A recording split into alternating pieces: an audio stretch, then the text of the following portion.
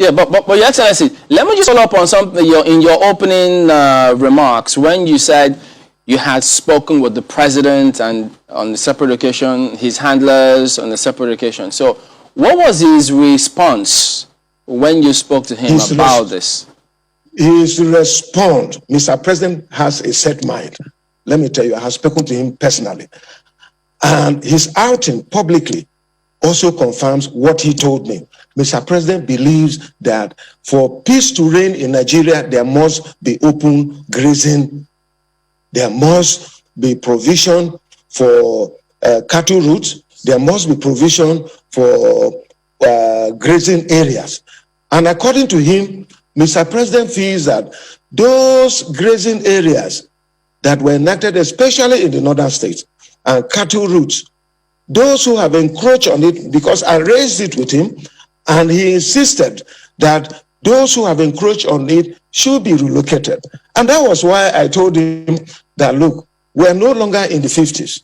We're no longer in the 60s because the population have overgrown the land what we have. Land is not increasing, but today we have over 200 million people compared to the less than 40 million we had in the 1950s. So there is no way we can talk about open grazing. In my state, for instance, there is no land for open grazing, but there is land for ranching. And this is the global best practice. If we accept this, this problem will be over. And that is why most of my colleagues, in fact, the entire of my colleagues, irrespective of their party affiliation from the South, accepted that, look, the way to go, it is ranching. Most of the states in the North have also accepted that, look, the way to go, it is ranching. And I have recommended to Mr. President and his handlers that, look, just like we subsidize agriculture and provide subsidy for fertilizer and all that, we can do the same thing for herdsmen, because ranching, it can be a little bit expensive compared to open grazing. So we can actually help these our herders by ensuring that we have subsidy for in terms of water we provide, because their cattle takes a lot of water, in terms of fees that we provide. And we can devise several other ways. And I can assure you, I'm a farmer, and I know the challenges that we're talking about. I have a ranch, and I know the problems accompanying this. But at the same time, I know the potentials that we have.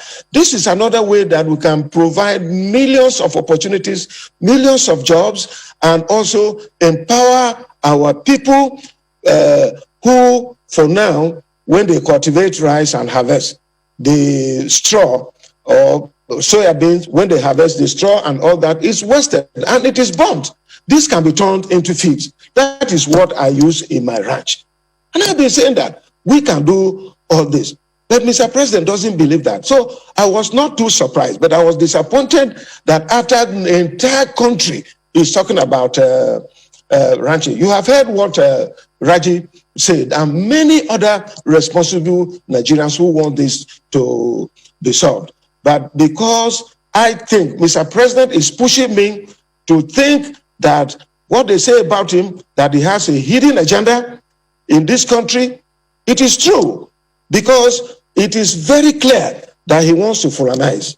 But he is not the first person who was Fulani president. Shagari was Fulani president. Yaradua was Fulani president. They were the best president in the history.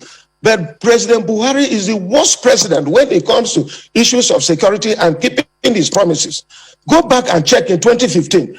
What did he say? Human rights issues. He talked about press freedom. He talked about the economy. He talked about corruption. He talked about security. Tell me one thing that Mr. President have achieved. He has achieved some level of development in other sectors. But truly, these prominent things that is a concern to Nigerians, and we're all worried. Tell me where Mr. President have come out to address this matter. Is this corruption? We are worse in the history of this country. That well, it's interesting.